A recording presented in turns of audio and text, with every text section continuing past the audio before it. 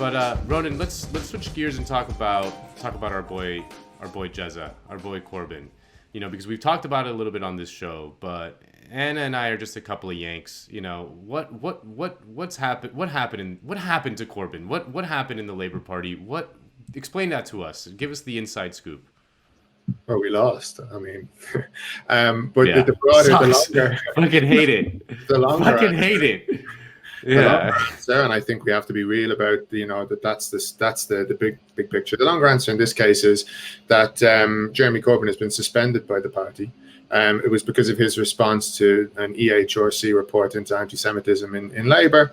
Corbyn's response, in my view, and the view I think of the vast majority of members, it was measured. He accepted the findings of the report, but he said that he didn't agree with every line in the 100-odd pages. And he particularly raised the fact that the extent of the problem in the party had been exaggerated in some quarters, and particularly by those who were using it as a factional tool. And this is just it's very easy to evidence. It's a demonstrable fact. So there was a Survation poll done, I think, in 2018, asking the public the degree to which they thought anti-Semitism was a problem in the Labour Party, and it showed that the majority of the public felt that about 34% was the number of Labour members that had complaints against them of anti-Semitism, and the actual number was, of course, a fraction of 1%. So there's no debate that this the scale of the question had been exaggerated, and then the question, the debate that comes in is, what had happened? And part of the reason why that was the case was that this was, as a lot of disputes inside parties become factionalized, and this one, of course, did. And the examples again can be laid out very, very clearly. The leaked report, which you might remember from some time ago, about the scandals inside the party.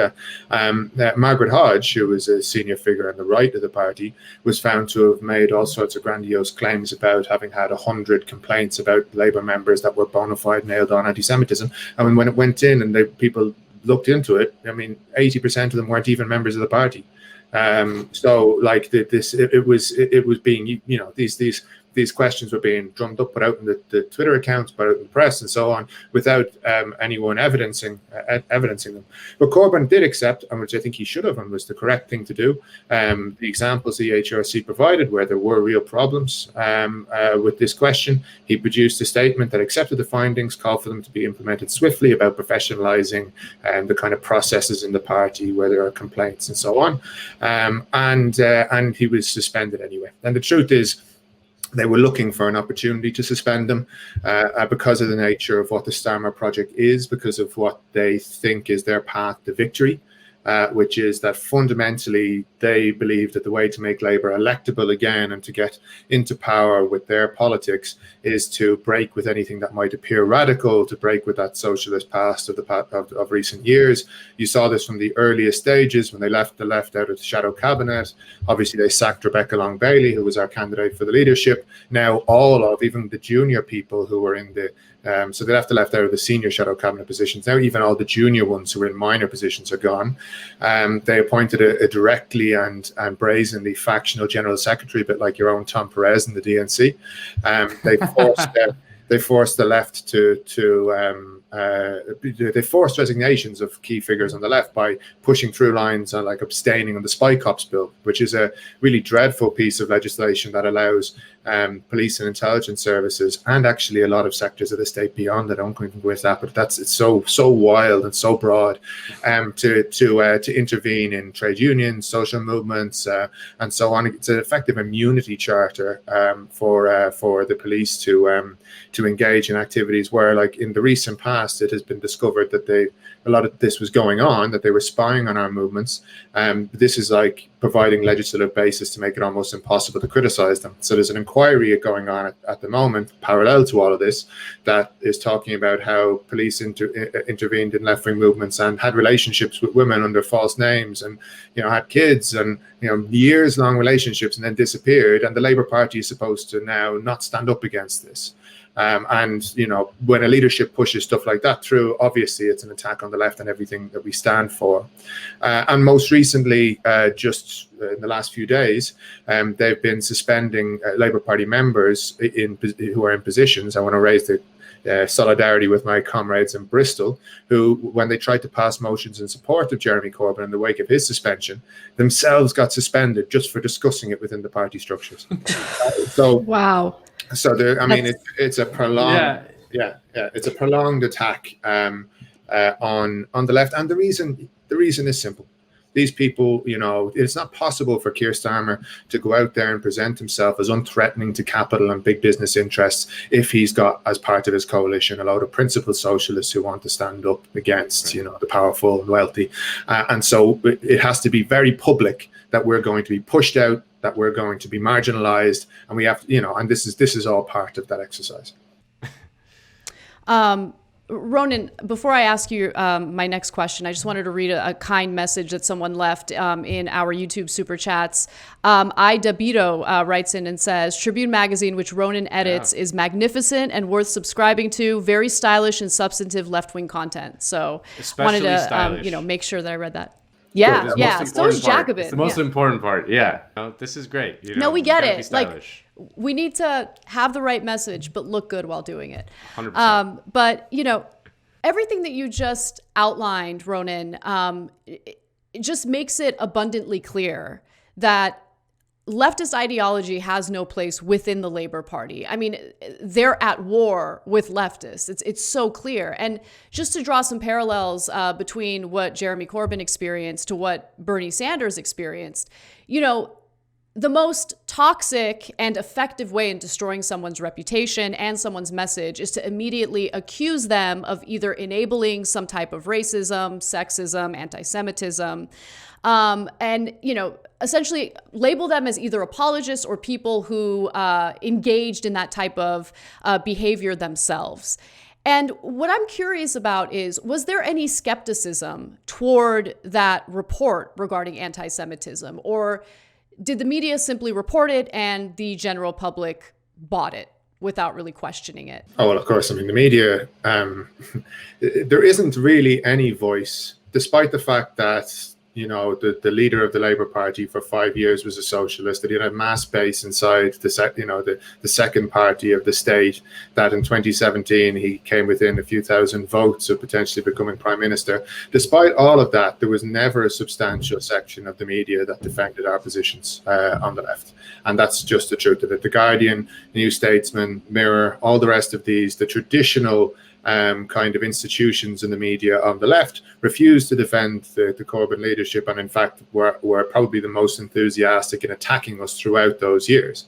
And that had a real impact on the ability of the Labour Party to fight back against the Tories. And the reason for this is straightforward, because usually you've got this media landscape where in Britain the majority of the media are owned by either Rupert Murdoch's News UK, of the print media I should say, or the Daily Mail group, right? So it's very weighted to the right.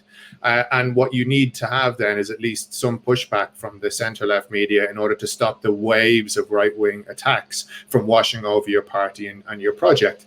Of course, we didn't get that. We didn't get that from the very beginning. And as time went on, the institutions of the centre-left media, particularly The Guardian, became very important in breaking the back of the Corbyn project. I would say the most particular example of this is over Brexit, where The Guardian and its Sunday version, The Observer, became effective organising tools for the People's Vote campaign, which was the Liberal campaign run against Brexit, which used it as a wedge issue inside the Labour Party to break what had, up until that point, been a very clear consensus of Labour members and of the Labour base in support of Corbyn's positions, his policy positions, that we were not just going to go back to the last Labour government, that we were going to try to do something more fundamental to adjust the economy to the scale of attacks that working people had suffered, not only under the Tory austerity of the last decade, but going all the way back, yes, through Blair and back to the Thatcher era beyond. And this was a strong consensus that we needed to finally, at long last, take action that was radical in the economy.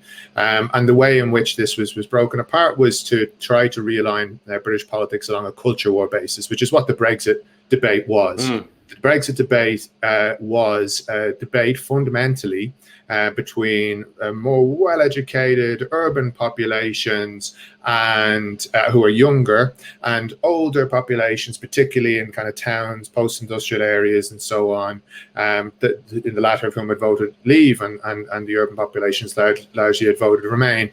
And when you realign politics along those kind of fault lines, then it becomes almost impossible to build the kind of class coalition that we needed to get our program across the line. So they very, very, skillfully reshaped the political landscape after the great result of 2017 through the Brexit controversy in order to break the back of the Corbyn project. And you couldn't have done that without these media institutions. And it's right. I mean, obviously there's so many parallels to the United States, although there are significant differences as well. I mean, but this sort of urban, educated culture war divide that exists, that you describe, exists 100% here. I mean, Democrats essentially win every city, even in red states. They win every major metro area and lose everywhere else, essentially. And it has this very weird coalitions of tech titan billionaires with working class black people. I mean, it makes no sense, right? But it's the culture war that drives these wedges. But so what is the path forward? Because hearing you describe the sort of thoroughness and the clinical nature of the purges of the left within the Labour Party, I mean, is there any going back to the Labour? Is there any what's your position on that? Do you go back and try to retake the Labour Party again with a new Corbyn, or do you have to go with a new party? I mean, we can't do that here in the United States, but maybe in the UK you can. I don't really know. It's not really viable in the UK either, I'm afraid. I know I'll get a lot of hate in the comments for saying that, but it isn't. We have a very similar electoral system to you, which does determine a lot of this. And look, we have to be clear, right? A bit like your example in the US.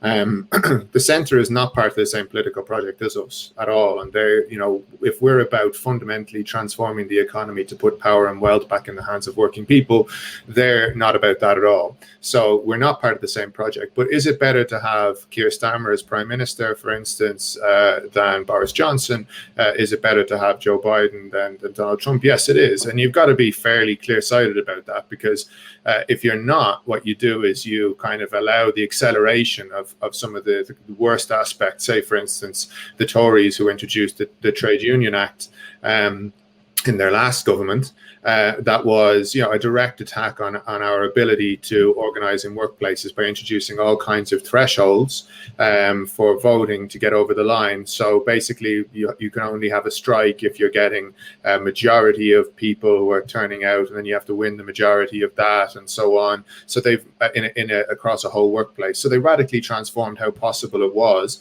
to have successful strike action and successful ballots at exactly the moment when union density was going down. If you have laws like that passed, it transforms in a negative way our ability to fight and to win. So I'm still in the Labour Party.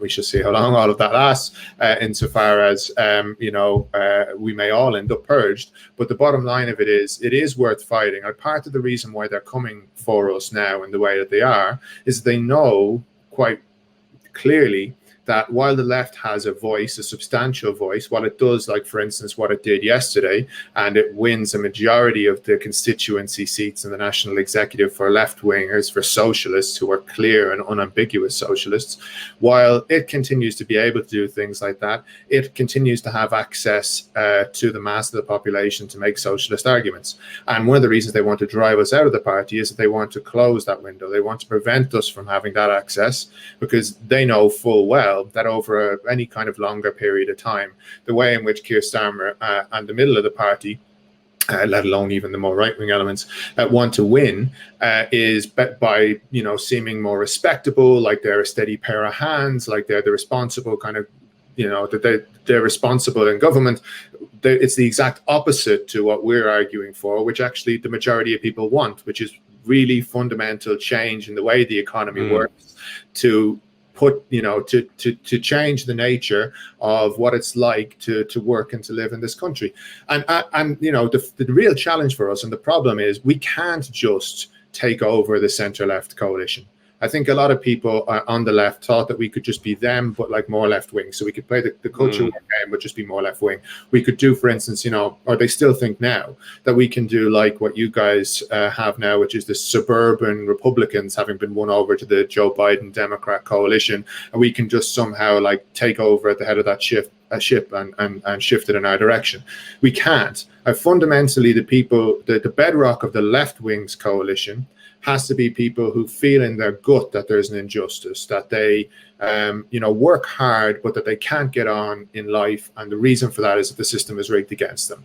These are people who have an indignation about that, who have an anti-establishment sentiment because of it. And these are the people we need to be organizing. Whereas the middle of the road, what they want is the whole aspect of their politics is about, let's just return things to when it was all sensible and decent, before Donald Trump, before Brexit. Let's just return things to the status quo ante, where it was a few years ago.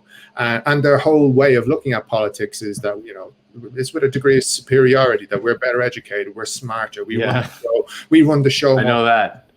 Yeah, I mean, so it's totally different, and we have to have that fight. And I believe if we have that fight within the left, that actually a majority of people, even now with our current coalitions, right, who want to see left-wing policies, are going to be possible to win over to our side. And I think it would be a mistake for us to allow ourselves to go back to the margins like we were in the period before Bernie and before Corbyn. I was, that's when I came up as a socialist activist. I remember it. I remember rooms of five lads and a dog. I know what that was like, and it was miserable, and it would be a mistake to allow ourselves to go back there.